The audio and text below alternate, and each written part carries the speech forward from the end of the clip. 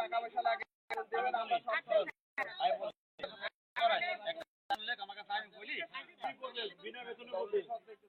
তোমার এখানে কথা বলি বেতন বাকি ছিল 4 মাসের, এই জন্য মূলত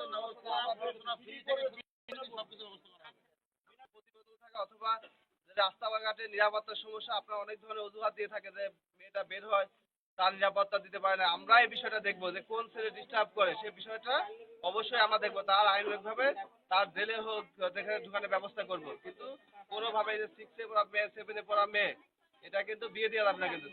আর আপনারা কি নৈতিক শিক্ষা দেবেন বাচ্চাদের? বলেন যে না মেয়ে নিজের ইচ্ছায় করে মোবাইল ফোন দেখে কেন এটা করবে বলেন? সেইভাবে পরিবারকে সেই শিক্ষাটা দেন। আপনারাও দায়িত্ব এখানে। পারিবারিক শিক্ষাটাই বড়। তারপর তো স্কুল আছে, আমরা আছি। যে কোনো সহযোগিতা লাগলে আমরা দেবো ইনশাল্লাহ। কিন্তু অবশ্যই 18 বছর আগে কোনো মেয়েকে বিয়ে দেওয়া যাবে না। ওই আমাদের মেয়ে, তাই না? মেয়েদের যদি পিছিয়ে রাখি তাহলে দেশ তো উন্নতি হবে না তো।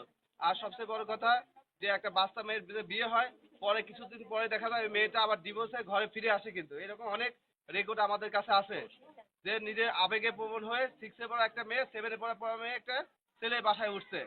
কিন্তু সে পরে যখন বুঝতে পারে ও 2 দিন পরে সংসারে গিয়ে কি করবে, রান্না করবে বা তারপরে কি করবে, ঘর পরিষ্কার, উঠান পরিষ্কার, যাবতীয় যা পরিষ্কার করবে। আমাদের যিনি হেড ম্যাডাম জানেন যে উনি একজন প্রধান শিক্ষিকা কিন্তু। কিন্তু সবার আগে ঘুম থেকে ওঠেন, রান্না করেন, তারপরে